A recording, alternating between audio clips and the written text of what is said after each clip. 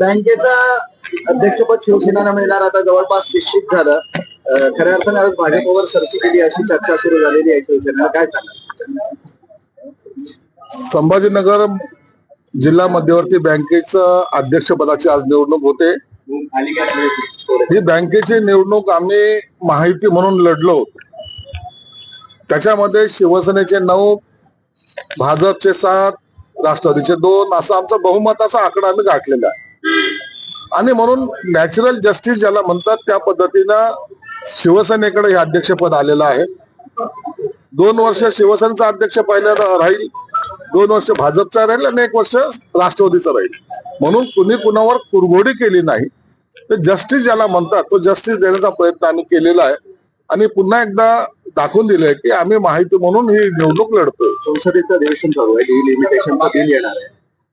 त्यावरून आता राष्ट्रवादीचे शरद पवार गटही जवळ आलेला आहे, सक्रिय पाठिंबा देत आहे. मात्र त्यांच्याच पक्षातले काही लोक विरोधही करताय, असं फुटी झालेली आहे. राष्ट्रवादीने डिलिमिटेशन बिलाला पाठिंबा देणं आणि एखाद्या माणसाने त्याला विरोध करणं हे चालतंय, परंतु निश्चितच शरद पवार साहेबांचा आदेश त्या पक्षामधले सर्वजण मानतील. डिलिमिटेशनचं बिल हे सर्वांसाठी महत्वाचं आहे. याची जाणीव राष्ट्रवादीच नव्हे तर उबाटाच्या लोकांना झालेली आहे, इतर लोकांना झालेली आहे. म्हणून आता हे बिल चांगल्या पद्धतीने बहुमताने हे पास या लोकसभेमध्ये होईल याबद्दल आता शंका राहिलेली नाही. नगरसेवक रमेश म्हात्रे पोलिसांना शरण आले, पोलिसांनी कारवाई केली, पक्षानं नाराजी नोंदवली होती, मात्र त्यांच्यावर पक्ष म्हणून काही कारवाई झाली नाही.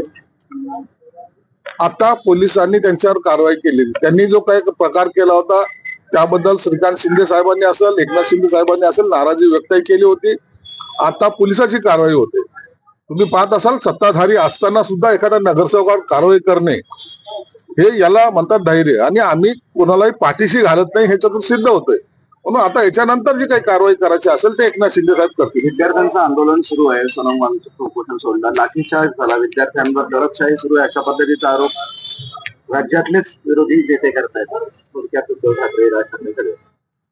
विद्यार्थ्याचं आंदोलन हे शांततेच्या मार्गाने चालू होतं आणि तिथे सुद्धा वांगचुक जे उपोषणाला बसले त्यांची तब्येत खालवल्यामुळे हायकोर्टाने जे काही डायरेक्शन दिले त्यानुसार त्यांच्यावर आता वैद्यकीय उपचार सुरू आहेत. आणि म्हणून आंदोलन दडपणं हा केंद्र शासनाचा मला वाटतं कोणताही भाग नाहीये. आणि सकारात्मक तोडगा आज पहिला दिवस या विधानसभा लोकसभेचा, त्याच्यामध्ये मला वाटतं काहीतरी तोडगा निश्चितच निघेल. पण लाठीचार्ज झालाय विद्यार्थ्यांवर, याचं समर्थन कोण? याचं समर्थन पोलीस करणार नाही. त्या ठिकाणची घटना जी काही झालेली आहे, लाठीचार्ज व्हायला नको पाहिजे होता, त्याचं समर्थन आम्ही सुद्धा करणार नाही.